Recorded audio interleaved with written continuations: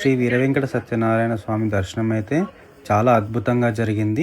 భక్తులు ఎక్కువ సంఖ్యలో లేకపోవడం వల్ల మాకు దర్శనం అనేది చాలా ఈజీగా చాలా ప్రశాంతంగా జరిగింది.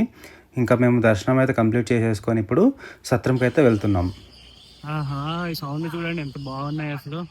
పొద్దున్న ఇక్కడ టెంపుల్లో చెట్ల మీద బాగుంది.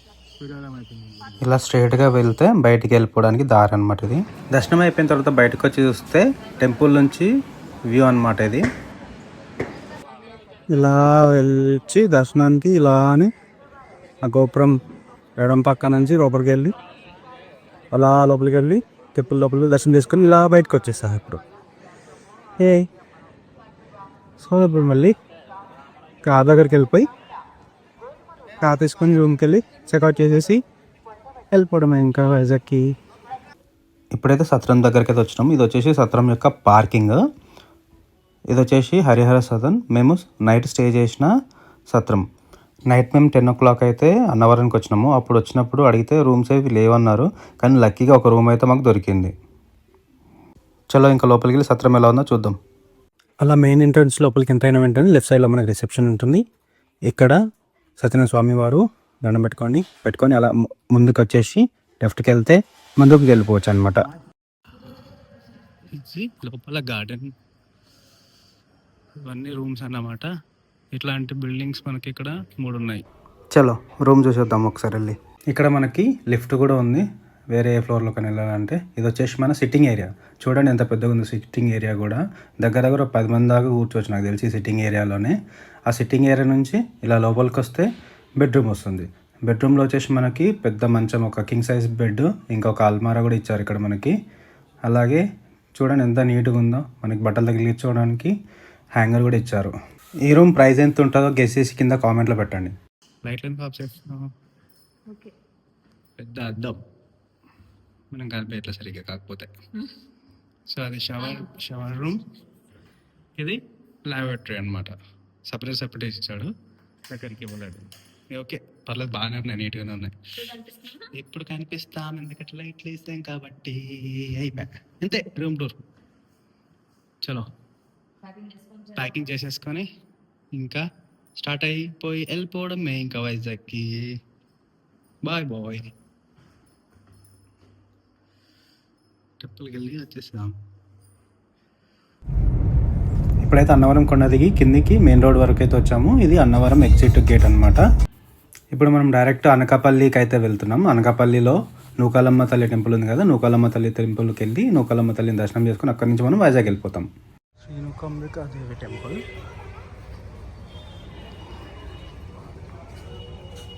ఇది కొత్తగా కడుతున్న టెంపుల్ అంట. అమ్మవారు ఇప్పుడు దీంట్లో లేరు, మండపంలో పెట్టారు అక్కడ.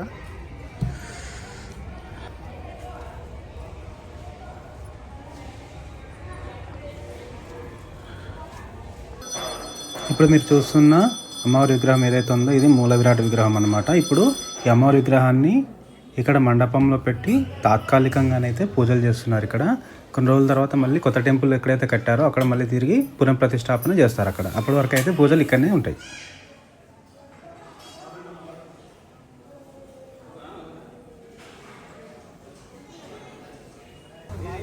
ఇదే అమ్మవారి యొక్క కొత్త టెంపుల్. ఆల్మోస్ట్ అంతా కన్స్ట్రక్షన్ అయితే జరిగిపోయింది. మేబీ మంత్ ఎండ్లో ప్రతిష్టాపన జరుగుతుండొచ్చు అని చెప్పారు అక్కడ అడిగిన వాళ్ళైతే. ఇదంతా టెంపుల్ నుంచి దర్శనం చేసుకొని ఇలా వచ్చేసి షాపింగ్ చేసుకోవడానికి అనమాట. ఇలా షాపింగ్ చేసుకుంటూ అలా నడుచుకుంటూ ముందుకు వెళ్ళిపోయి బయటకు వెళ్ళిపోవచ్చు అనమాట. రైట్ సైడ్లో ఒక బిల్డింగ్ కనిపిస్తుంది కదా, దాంట్లోనే అమ్మవారిని అయితే ప్రతిష్ఠించారు ప్రజెంట్ తాత్కాలికంగా. ఇదే మండపం యొక్క మెయిన్ ఎంట్రన్స్ అనమాట. ఆ మండపం నుంచి బయటకు వస్తే ఇది టెంపుల్ యొక్క మెయిన్ ఎంట్రన్స్ అనమాట. కనిపిస్తుంది రైట్ సైడ్లో. ఇది కొత్తగా కడుతున్నటువంటి టెంపుల్ అనమాట. చలో ఇంకా వైజాగ్లో అయితే కలుద్దాం. ఇది విశాఖపట్నం సమీపంలోని భీమునిపట్నం వద్ద ఉన్న తొట్లకొండ బౌద్ధ క్షేత్రం. ఈ మఠం క్రీస్తు పూర్వం 3వ శతాబ్దం నుండి క్రీస్తు శకం 3వ శతాబ్దం వరకు, అంటే దాదాపు 2000 ఏళ్ల క్రితం విలసిల్లింది. ఇది ప్రధానంగా హీనయాన బౌద్ధమత శాఖకు చెందినది. కొండపై రాతిలో తొలచబడిన అనేక నీటి గుంటలు అనగా తొట్లు ఉండటం వల్ల దీనికి తొట్లకొండ అనే పేరు వచ్చింది. వీటిని బౌద్ధ భిక్షువులు వర్షపు నీటిని నిల్వ చేసుకోవడానికి ఉపయోగించేవారు. 1976లో భారత నౌకాదళం ఏరియల్ సర్వే చేస్తున్నప్పుడు ఈ క్షేత్రం వెలుగులోకి వచ్చింది. అనంతరం 1988-93 మధ్య పురావస్తు శాఖ తవ్వకాలు చేపట్టింది. ఇక్కడ మహాస్తూపం, స్తూప చైత్యాలు, విహారాలు, భిక్షువుల నివాసాలు, భోజనశాల మరియు సభా మంటపాలు ఉన్నాయి.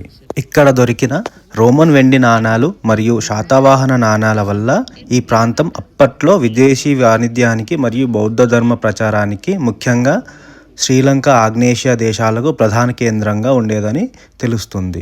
ఇది కేవలం మతపరమైన కేంద్రమే కాకుండా ఒక గొప్ప విద్యా కేంద్రంగా కూడా ఉండేది.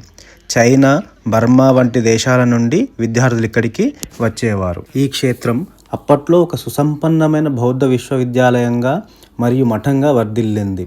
ఇది క్షేత్రం మధ్యలో ఉన్న ప్రధాన ఆకర్షణ. 2019లో భారీ వర్షాలకు పాక్షికంగా దెబ్బతిన్న ఈ స్తూపాన్ని 2021లో ప్రభుత్వం పునరుద్ధరించింది. ఇక్కడ ప్రార్థన కోసం చైత్యాలు మరియు భిక్షువుల నివాసం కోసం సుమారు 10 విహారాలు ఉన్నాయి.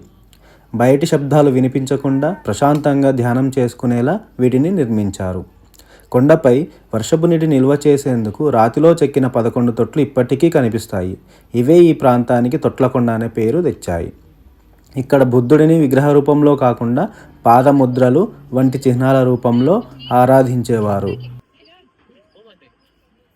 మీరు ఈ క్షేత్రాన్ని దర్శించాలనుకుంటే సోమవారం నుంచి శనివారం వరకు ఉదయం 9 గంటల నుంచి సాయంత్రం 5:30 వరకు ఓపెన్ ఉంటుంది. ఆదివారం మాత్రం ఉదయం 8 గంటల నుంచి సాయంత్రం 6 గంటల వరకు మాత్రమే ఓపెన్ ఉంటుంది. ఎంట్రీ ఫీజు వచ్చేసి 20 రూపాయలు. అందరికీ, చిన్నపిల్లలకి పెద్దవాళ్ళు అందరికీ కలిపి 20 రూపాయలు ఉంటుంది. ఇక్కడ కార్ పార్కింగ్ కూడా ఉంటుంది.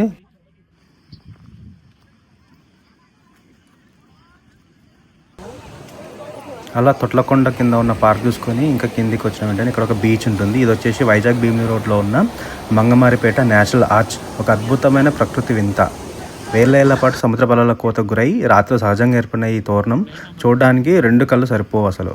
సరిగ్గా 10,000 ఏళ్ల క్రితం నాటి ఈ జియో హెరిటేజ్ సైట్ ఫోటోగ్రఫీకి మరియు ప్రశాంతమైన సాయంత్రాల కేర్ ఆఫ్ అడ్రస్. అయితే ఇది చాలా సున్నితమైన కట్టడం కాబట్టి దీనికి పైకి ఎక్కకుండా దూరం నుండి ఈ అందాన్ని ఆస్వాదిద్దాం. వైజాగ్ వస్తే ఈ లొకేషన్ అస్సలు మిస్ అవ్వకండి. ఇది వచ్చేసి నెక్స్ట్ డే మార్నింగ్. మేము ప్రజెంట్ అయితే ఇప్పుడు సింహాచలం టెంపుల్ దర్శనానికి అయితే వెళ్తున్నాం. ఇక్కడ విశాఖపట్నంలో కొండల మధ్య కొలువైన శ్రీ సింహాచలం పుణ్యక్షేత్రం ఎంతో ప్రాచీనమైనది. శ్రీ భక్త ప్రహ్లాదుని రక్షించడానికి విష్ణుమూర్తి ఇక్కడే ధ్వజస్తంభం నుంచి ఉద్భవించాడని పురాణాలు చెప్తున్నాయి. తర్వాత శ్రీకృష్ణదేవరాయలు ఈ ఆలయాన్ని ఎంతో అభివృద్ధి చేశారంట. ఇక్కడ విశేషం ఏంటంటే స్వామివారు ఏడాది పొడవునా చందనం పూతతో శివలింగం ఆకారంలో కనిపిస్తారు. కేవలం అక్షయ తృతీయ రోజున మాత్రమే ఆ చంద్రాన్ని తీసి స్వామివారి అసలు రూపమైన నిజరూప దర్శనం భక్తులకు కల్పిస్తారు. అద్భుతమైన ఒడిషా మరియు ద్రావిడ శిల్పకళ చాతుర్యానికి ఈ ఆలయం ఒక నిదర్శనం.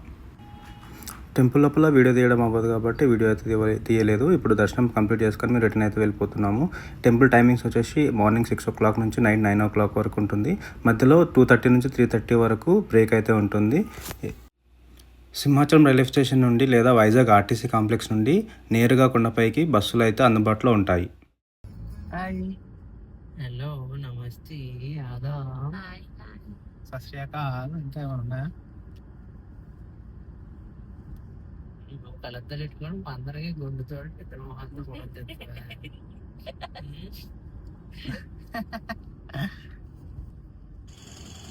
ఇదిగో మనం ఇప్పుడైతే తెన్నేటి పార్క్ అయితే వచ్చేసినాం. ఇది వైజాగ్లో కొంచెమేం కాదు, చాలా ఫేమస్ బీచ్ అనమాట తెన్నేటి పార్క్ అనేది. బీచ్ అని పార్క్ చూపిస్తున్నారు ఏంటి అనుకుంటున్నారా? ఈ పార్క్ ఫస్ట్ అయితే ఇది పార్క్. ఈ పార్క్ చివర అంచున మనకి బీచ్ అయితే ఒకటి ఉంటుంది. అందుకని తెన్నేటి పార్క్, బీచ్ రెండు ఒకటే అనమాట. ఇది వచ్చేసి తెన్నేటి పార్క్ నుంచి బీచ్ వ్యూ అనమాట. ఇది బీచ్ వ్యూ పాయింట్ ఇప్పుడు మనం వెళ్ళబోయేది.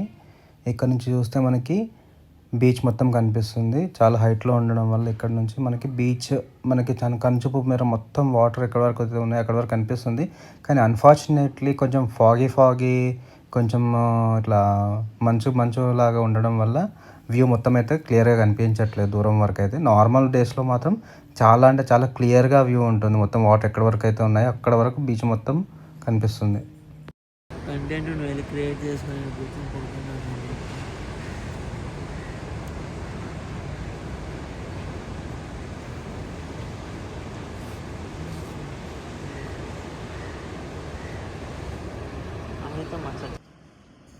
వెళ్తాం అలా రాయి దొరికి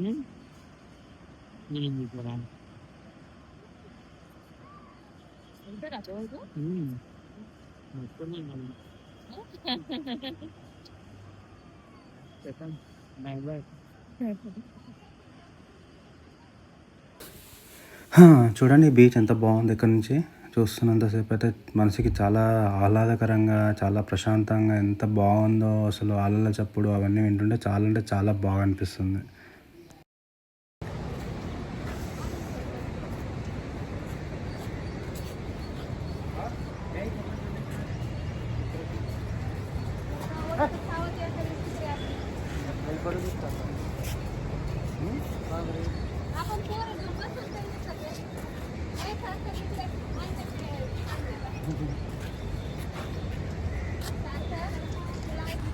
పార్క్లో అయితే చూసుకోవడానికి అయితే చాలా అయితే వ్యూ పాయింట్స్ ఉన్నాయి.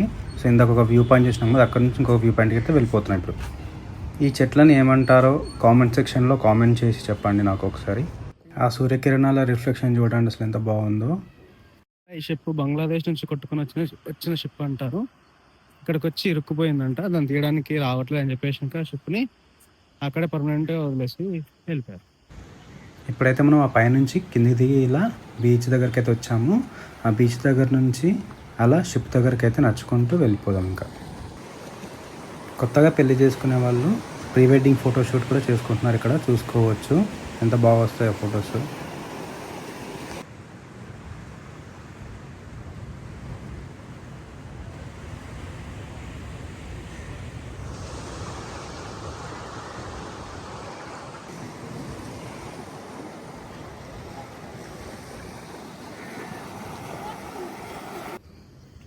ఈ షిప్ లోపల ఉండే డెక్ మొత్తాన్ని క్లియర్ చేసేసి ఆ షిప్ని మొత్తం ఒక హాలో షిప్, అసలు లోపల ఏం లేకుండా ఓన్లీ షిప్ గోడలు మాత్రం ఉండేలా క్రియేట్ చేసి దాని లోపల ఒక రెస్టారెంట్ ప్లాన్ చేస్తున్నారంట.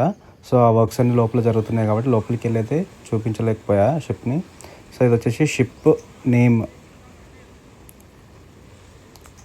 హైపాంగ్ 45 షిప్ నేమ్ వచ్చేసి.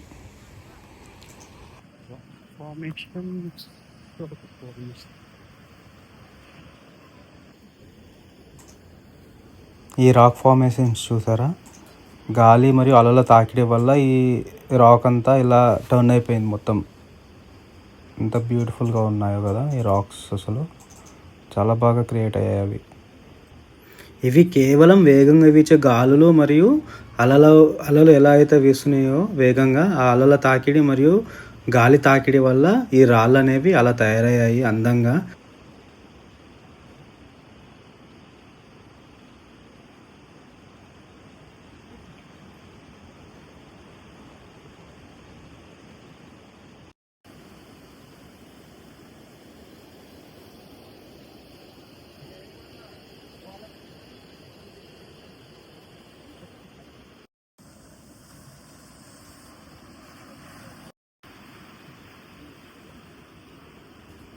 చలో ఇంకా కార్ ఎక్కేసేసి నెక్స్ట్ ఆర్కే బీచ్ వ్యూ పాయింట్కి అయితే వెళ్దాము. ఇది వచ్చేసి నోవాటెల్ పక్క నుంచి వెళ్ళే రోడ్డు. ఇక్కడ నుంచి డైరెక్ట్గా మనం కిందికి ఇలా డిసెండింగ్ అవుతుంటే మనకు ఆ సముద్రం లోపలికి వెళ్తున్నట్టు ఆ ఫీలింగ్ అయితే వస్తుంది మనకి. నార్మల్గా అయితే చాలా బాగా కనిపిస్తుంది వాటర్. ఇప్పుడు ఫాగ్ ఉండడం వల్ల అసలు వాటర్ మీకు కనిపించట్లేదు, కానీ ఎదురుగా ఉండేది మొత్తం ఏదైతే ఉందో అదంతా వాటర్ అనమాట, సముద్రపు నీళ్ళు. వైజాగ్ సిటీలో అత్యంత శక్తివంతమైన దేవాలయం శ్రీ కనక మహాలక్ష్మి అమ్మవారి ఆలయం. సుమారు 100 ఏళ్ల క్రితం ప్లేగు వ్యాధి నుండి నగరాన్ని కాపాడిన తల్లిగా ఈమెను కొలుస్తారు. విచిత్రం ఏంటంటే ఈ ఆలయానికి పైకప్పు ఉండదు, ఎండ వాన అని తేడా లేకుండా అమ్మవారు ఇక్కడ కొలువై ఉంటారు. భక్తులే స్వయంగా అమ్మవారికి పసుపు కుంకుమలు సమర్పించుకోవచ్చు. ముఖ్యంగా మార్గశిర మాసంలో జరిగే ఉత్సవాలకు లక్షలాది మంది భక్తులు తరలి వస్తారు. ఈ అమ్మవారు విశాఖ రాజ్యుల ఆరాధ్య దైవం అంట. మొదట్లో ఈ విగ్రహం ఒక కోట మధ్యలో ఉండేదని చరిత్ర చెబుతుంది. 1912లో రోడ్డు విస్తరణ కోసం అమ్మవారి విగ్రహాన్ని సమీపంలోని బావిలోకి మార్చారు. విగ్రహాన్ని మార్చిన తర్వాత నగరంలో ప్లేగు వ్యాధి ప్రబలిందని అమ్మవారు భక్తుల కళ్ళలో కనిపించి తనకు ఎటువంటి పైకప్పు రూఫ్ లేకుండా పాత స్థానంలోనే ఉంచాలని కోరారని ప్రతీతి. అలా విగ్రహాన్ని తిరిగి ప్రతిష్ఠించాక వ్యాధి తగ్గిపోయిందని భక్తుల నమ్మకం. మనం ఇప్పుడు వచ్చేసి వైజాగ్లో మరొక విశిష్ట ప్రాముఖ్యం పొందిన శ్రీ సంపద్ వినాయక టెంపుల్కి అయితే వచ్చాము. 1962లో టిఎస్ రాజేశ్వరన్ మరియు టిఎస్ సెల్వగణేశన్ అనే వ్యక్తులు తమ సంస్థ ఎస్జే సంబంధం అండ్ కంపెనీ ప్రాంగణంలో ఉన్న వాస్తు దోషం తొలగించుకోవడానికి ఈ ఆలయాన్ని అయితే నిర్మించారంట. 1971 ఇండో పాక్ యుద్ధ సమయంలో విశాఖ నగరాన్ని పాకిస్తాన్ జలాంతర్గామి పిఎన్ఎస్ గాజీ నుండి కాపాడమని అప్పటి నేవీ అడ్మిరల్ కృష్ణన్ ఇక్కడ 1,001 కొబ్బరికాయలు కొట్టారంట. ఆ తర్వాత గాజీ జలాంతర్గామి సముద్రంలో మునిగిపోవడంతో ఈ ఆలయ మహిమ ప్రపంచవ్యాప్తంగా ప్రసిద్ధి చెందింది. అలా టెంపుల్స్ అన్ని కవర్ చేసుకొని లంచ్ చేయడానికి అయితే ఒక రెస్టారెంట్కి అయితే వచ్చాము. ఇప్పుడు మనము ఇది వచ్చేసి మనకి వైజాగ్ నుంచి విజయనగరం టువార్డ్స్ శ్రీకాకుళం హైవేలో ఉన్న ఒక రెస్టారెంట్ పక్కనే ఇది గోకార్టింగ్ అయితే ఉంది. మేము రెస్టారెంట్లో ఫుడ్ తిన్నాము. ఫుడ్ తిన్న తర్వాత అబౌవ్ 1000 రూపీస్ బిల్ చేసినందుకు గాను మాకు 3 ల్యాబ్స్ అనేవి ఫ్రీగా ఇచ్చారు. ఇంకా ఫ్రీగా వచ్చింది కాబట్టి మనం ఎంజాయ్ చేయాలి కదా. సో అందుకని మా ఫ్రెండ్ మోహన్ అయితే ఆ 3 ల్యాబ్స్ యూజ్ చేసుకోవడానికి అయితే వెళ్ళిపోయిండు. మంచిగా 3 ల్యాబ్స్ తిరిగేసి హాయిగా ఎంజాయ్ చేసి వచ్చేసిన అనమాట. మేమేమో అక్కడ కూర్చొని చూస్తూ ఉన్నాము 3 ల్యాబ్స్ కొట్టేంత వరకు అయితే. ఇక్కడ ఈ ప్లేస్ అయితే చాలా బాగుంది. ఇక్కడ గోకార్టింగ్ మాత్రమే కాకుండా చాలా రకాల స్పోర్ట్స్ అయితే ఉన్నాయి. మాకు తెలిసినంత వరకు అయితే ఆ రెస్టారెంట్ వాళ్ళదే అనుకుంటా ఈ గోకార్టింగ్ కూడా ప్లేస్. సో రెస్టారెంట్లో ఫుడ్ కూడా చాలా బాగుండే, అందుకని బిల్లు 1000 పైనే చేసినాము. సో ఇప్పుడైతే 3 ల్యాబ్స్ కంప్లీట్ అయిపోయి రిటర్న్ అయితే బయటికి వెళ్ళిపోతున్నాం. ఇంకా వైజాగ్లో మన ప్రయాణం అయితే పూర్తయిపోయింది. ఇక్కడ నుంచి మనం డైరెక్ట్ పిఠాపురం అయితే బయలుదేరి వెళ్తున్నాం ఇంకా నెక్స్ట్. సో ఇక్కడ చూసుకున్నట్లయితే గోకార్టింగ్తో పాటు ఇక్కడ ట్రాంపోలిన్ కూడా ఉంది, చూడొచ్చు. ఇది ప్లేస్ అయితే చాలా అంటే చాలా పెద్దగా ఉంది, చాలా వెడల్పుగా ఉంది. ఇక్కడ గోకార్టింగ్ టికెట్స్ తీస్తారు. అక్కడ కూపన్స్ మీరు ఒకవేళ రెస్టారెంట్లో అబౌవ్ 1000 రూపీస్ బిల్ చేస్తే అక్కడ కూపన్ తీసుకొని వెళ్ళొచ్చు. ఈ లోపల మనకి కార్ పార్కింగ్ ఉంది. అట్ ద సేమ్ టైం మనకి ఎలక్ట్రిక్ కార్స్లో వచ్చే వాళ్ళ కోసం ఈవీ స్టేషన్స్ కూడా ఉన్నాయి, చూసుకోవచ్చు. ఇక్కడ ఎలక్ట్రిక్ స్టేషన్స్ ఉన్నాయి రైట్ సైడ్లో, ఇంకా లెఫ్ట్ సైడ్లో కూడా ఉన్నాయి. సో ఇది వచ్చేసి మెయిన్ రోడ్కి చాలా అంటే చాలా పక్కనే ఉంటుంది ఇది మనకి. ఇక్కడ వచ్చేసి ఇంకొక ఈవీ స్టాండ్ ఉంది. ఇక్కడ వచ్చి 2 వీలర్స్కి ఈవీ ఛార్జింగ్ కోసం ఇక్కడ కూడా పెట్టారు, చూసుకోవచ్చు. ఇప్పుడు వచ్చేసి మనం మెయిన్ రోడ్ పైకి అయితే వచ్చేసినాం. చూడండి ఎంత దగ్గరలో ఉందో మెయిన్ రోడ్కి. ఎవరైనా సరే మీరు విశాఖపట్నం నుంచి Vizianagaram or Srikakulam or Odisha side వెళ్తున్నట్లయితే ఇక్కడ ఆగి తినేసి కొంచెం టైంపాస్ చేసి ఎంజాయ్ చేయడానికి అయితే మంచి ప్లేస్ అనే నేను చెప్తాను. ఇంకా మేము అలా నడుచుకుంటూ ఫ్రంట్లో కార్ పార్కింగ్ కనిపిస్తుంది కదా, అక్కడికి వెళ్ళేసి ఇంకా కార్ తీసుకొని అయితే మేము పిఠాపురం అయితే స్టార్ట్ అయిపోతున్నాము. ఇక్కడ మనకి రెస్టారెంట్ మాత్రమే కాకుండా ఇక్కడ కాఫీ షాప్ కూడా ఉంది, చూసుకోవచ్చు. ఫిల్టర్ కాఫీ అని ఉంది. మీకు ఎవరికైనా కాఫీ లవర్స్ ఉంటే మాత్రం ఇక్కడ ఆగి కాఫీ తాగి, అలానే గోకార్టింగ్ లవర్స్ ఎవరైనా ఉంటే గోకార్టింగ్ కూడా చూసుకొని అలా సరదాగా ఎంజాయ్ చేసి బయలుదేరవచ్చు ఇక్కడ నుంచి. సో ఇదే అనమాట నేను చెప్పిన రెస్టారెంట్, ఇండియన్ కిచెన్. ఫుడ్ అయితే బాగుంది. ఎవరైనా ఇక్కడ నుంచి వెళ్తున్నట్లయితే ఇది ఒకసారి ఆగి ట్రై చేయండి. ఫుడ్ అయితే సూపర్గా ఉంది. సో ఇంకా మేము బయలుదేరాల్సిన టైం అయితే అయిపోయింది. ఇక్కడ నుంచి మేము పిఠాపురం అయితే వెళ్తున్నాము. మోహన్ వాళ్ళు అయితే వాళ్ళ ఇంటికి వెళ్ళిపోతారు వైజాగ్. ఇందాక చెప్పినట్టు మనం పిఠాపురం అయితే వెళ్తున్నాము. కాకపోతే మధ్యలో శ్రీ తలుపులమ్మ అమ్మవారి టెంపుల్కి అయితే వెళ్ళి దర్శనం చేసుకొని అక్కడి నుంచి పిఠాపురం వెళ్తున్నాము. కాకినాడ జిల్లా తుని మండలంలోని లోవ గ్రామంలో ఉన్న శ్రీ తలుపులమ్మ తల్లి దేవాలయం ఆంధ్రప్రదేశ్లోని అత్యంత శక్తివంతమైన గ్రామ దేవత క్షేత్రాలలో ఒకటి. ఈ టెంపుల్ తుని నుండి 8 కిలోమీటర్లు మరియు అన్నవరం నుండి సుమారు 20 కిలోమీటర్ల దూరంలో ఉంటుంది. ఈ కెనాల్ వచ్చేసి పోలవరం ప్రాజెక్ట్ యొక్క లెఫ్ట్ మెయిన్ కెనాల్ అనమాట. ఈ కెనాల్ గుండానే మనకి వైజాగ్కి గోదావరి వాటర్ అయితే తీసుకెళ్తున్నారనమాట. ఈ కెనాల్ అయితే ప్రజెంట్ అండర్ కన్స్ట్రక్షన్లోనే ఉంది. వన్స్ కన్స్ట్రక్షన్ అనేది కంప్లీట్ అయిపోయిన తర్వాత వాటర్ అనేది ఈ కెనాల్ ద్వారా వైజాగ్ అయితే వెళ్తుంది. ప్రకృతి ఒడిలో పచ్చని కొండల మధ్య కొలువైన లోవ తలుపులమ్మ తల్లి క్షేత్రం అత్యంత మహిమాన్వితమైనదని ప్రశస్తి. అగస్త్య మహామహర్షి తపస్సు చేసిన ఈ పుణ్యభూమిలో అమ్మవారు స్వయముగా వెలిసారంట. భక్తుల మనసులోని తలపులను అదే కోరికలను వెంటనే నెరవేర్చే తల్లిగా ఈమెకి ఆ పేరు వచ్చిందంట. ముఖ్యంగా కొత్త వాహనాలు కొన్న వాళ్ళు ఎవరైనా సరే ఇక్కడ పూజ చేస్తే ప్రమాదాల నుండి రక్షణ ఉంటుందని గట్టి నమ్మకం. చుట్టూ దట్టమైన అడవులు, ఎత్తైన కొండలు మరియు ఆధ్యాత్మిక కలగాల్సిన ఈ ప్రాంతం కేవలం భక్తులకే కాదు, ప్రకృతి ప్రేమికులను కూడా ఒక స్వర్గధామం. తుని లేదా అన్నవరం నుంచి వచ్చేవారు ఈ శక్తిపీఠాన్ని అస్సలు మిస్ అవ్వకండి.